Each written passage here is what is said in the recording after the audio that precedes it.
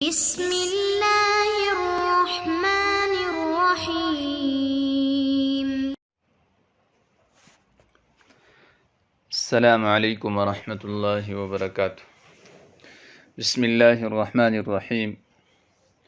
عزیز طلبہ، آج مقامات حریری کا سبق نمبر 19 ہے۔ آج کے سبق میں ہم پڑھیں گے وآخرین توأمین سے لے کر ولا یسری ذلک المسرى الا بدلالتہ تک۔ تو آئیے شروع کرتے ہیں۔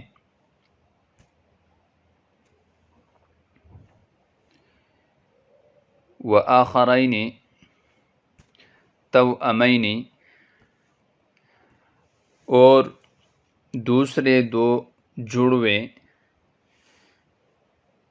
ضمنتہما خواتم المقامۃ الکرجیۃ، جن کو میں نے مقام کرجیہ کے آخر میں ملایا ہے، وما عدا ذلک، اس کے علاوہ جو کچھ ہے، فخاطری ابو عذری، تو اس کا میرا ہی دل و دماغ موجد ہیں، ومقتضب حلوہ ومرہ، اور اس کی مٹھاس اور کٹاس کو کاٹنے والا ہے، وہذا مع اعترافی بأن البدیع رحمہ اللہ سباق غایات وصاحب آیات، اور یہ میرے اس اعتراف کے ساتھ ہیں کہ علامہ بدیع رحمۃ اللہ علیہ اس فن میں انتہا تک پہلے پہنچنے والے ہیں، اور نشانات یعنی تمغوں والے ہیں، تمغہ یافتہ ہیں،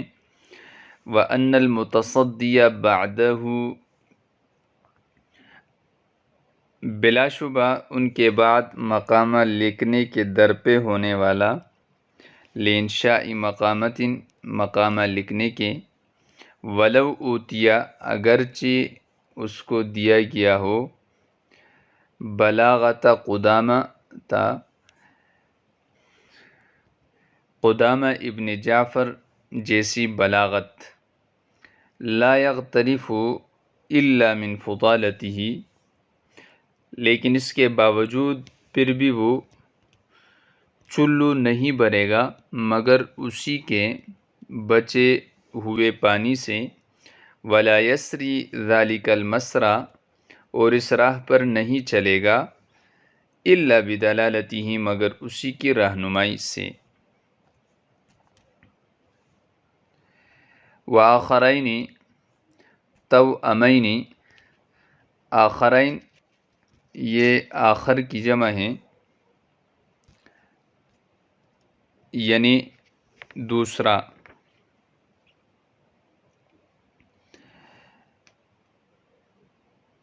جمع نہیں بلکہ تثنیہ ہے، دوسرے کے معنی میں ہے۔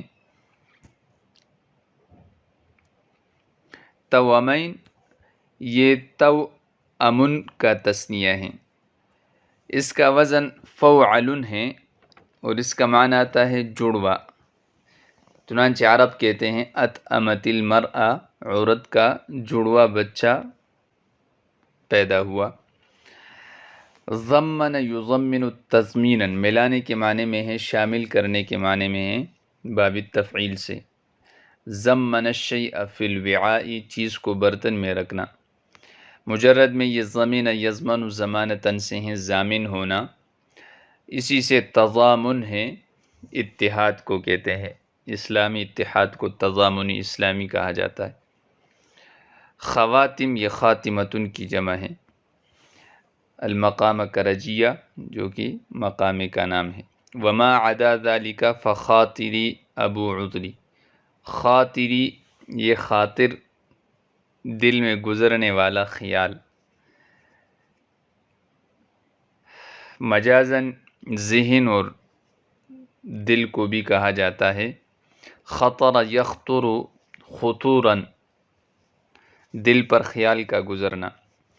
ابو عذری ہی اس سے مراد موجد ہیں، چنانچہ عرب کہتے ہیں فلان ابو عذریہا، فلاں اس کا پہلا شوہر ہے۔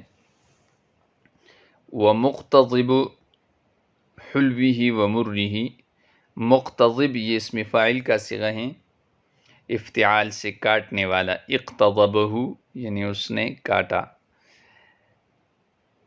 اقتضاب الکلام کہتے ہیں فی البدی کلام کرنا۔ حلوہ یہ حلا یحلو حلاوتن سے ہیں میٹھا، اور مر و مرہ مرن اس کی جمع امرار آتی ہیں، یہ مر یمر مرارتن سے ہیں کڑوا ہونا، یہاں مراد اس سے کٹاس ہیں، یعنی اگر اچھی چیزیں ہیں تو اس کا موجد بھی میں ہوں، اور اگر بری ہے نامناسب ہے کام کی نہیں ہے ناکارہ چیزیں ہیں تو وہ بھی میری طرف سے۔ وَهَذَا مع اعترافی بأن البدیع رحمہ اللہ سباق غایات، اعتراف اقرار کو کہتے ہیں۔ بدی رحمہ اللہ سے مراد بدیع الزمان ہے جن کا تذکرہ پہلے گزر چکا ہے۔ سباق غایات، سباق یہ مبالغے کا صیغہ ہے، آگے بڑھنے والا۔ غایات یہ غایت ان کی جمع ہے، انتہا کو کہتے ہیں۔ وصاحب آیات، صاحب یہ صاحب یصحب سے ہیں، یہاں والے کے معنی میں ہیں۔ آیات یہ آیت ان کی جمع ہے۔ وَأَنَّ الْمُتَصَدِّيَ بَعْدَهُ، متصدیہ یہ اسم فاعل اسباب تفعل ہیں، پیچھا کرنے والا، تعرض کرنے والا، جیسے کہا جاتا ہے تصدی لہو، اس نے اس کے ساتھ تعرض کیا۔ یہ کس لفظ سے مشتق ہیں تو اس کے بارے میں دو اقوال ہیں، ایک یہ کہ یہ صدا سے مشتق ہیں، اور دوسرا قول یہ ہے کہ یہ صدد سے مشتق ہیں، جس کے معنی قرب کے ہیں۔ تصدی اصل میں تصددتا، ایک دال کو یا سے بدل دیا تصدی ہو گیا، جیسے تفضا تظن، یا اصل میں تفضضا اور تظننتا۔ انشاء انشاء انشاء ینشئ انشاء یعنی مقامہ لکھنا۔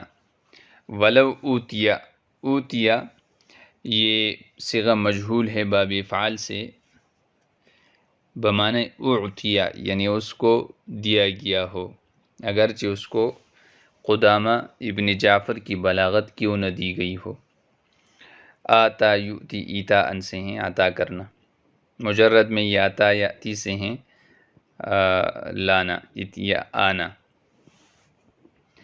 بلاغت یہ مصدر ہیں، بلغ یبلغ بلاغتاً کروم سے ہیں، آدمی کا فصیح بلیغ ہونا،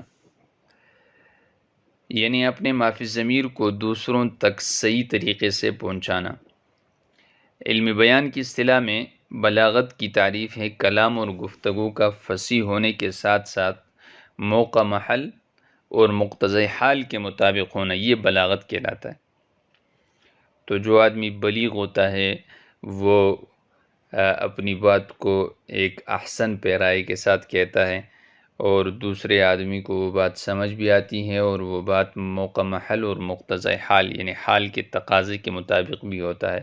وہ آدمی کو دیکھ کر اس کی ضرورت اور اس کی نفسیات کو جو ہے وہ سمجھ لیتا ہے، اور اس کے مطابق اس کے ساتھ بات کر لیتا ہے۔ لا یغترف الا من فضالت قدامہ، قدامہ ابن جعفر ابن قدامہ یہ 4 صدی کے مشہور ادیب ہیں اور کاتب ہیں، ان کی کنیت ابو الفرج ہیں۔ علم منطق اور علم فلسفہ میں انہیں خصوصی ملکہ حاصل تھا، اور بلاغت میں تو ان کا کیا کہیے، وہ ایک ضرب المثل تھے۔ یہ بغداد کے مشہور خلیفہ مقتفی باللہ عباسی کے ہاتھ پر اسلام لائے تھے، اور 332 ہجری میں بغداد ہی میں ان کی وفات ہوئی تھی۔ ان کی کئی تصانیف ہیں، ان میں سے الخراج ہے، نقد الشعر ہیں، جواہر الالفاظ وغیرہ، یہ کتابیں ان کی مطبوع ہیں۔ لا یغترف الا من فضالتہ، اغترف من الماء بیدہ، اس کا مطلب ہے چلو برنا۔ غرف یغرف غرفاً، چلو یعنی ہاتھ سے پانی لے لینا۔ سورہ بقرہ میں بھی ہیں الا من اغترف غرفة بیدہ۔ فضالہ یہ پانی وغیرہ کا بچا ہوا حصہ۔ ولا یسری ذالک المسرا، یسری یسرا یسری مسرن سے ہیں چلنا، رات کے وقت چلنا، الا بدلالتہ، دلالہ رہنمائی کو کہتے ہیں، مصدر ہیں دل یدل دلالتن سے۔ آج مذکورہ عبارت کا سلیس ترجمہ اور اس کی مختصر سی تشریح ہم نے پڑھ لی، اور الفاظ کی لغوی صرفی تحقیق کی۔ میں امید کرتا ہوں کہ آپ احباب اس کو اچھی طرح ذہن نشین کریں گے اور اگلے سبق کے لیے مطالعہ کر کے تشریف لائیں گے۔ والسلام۔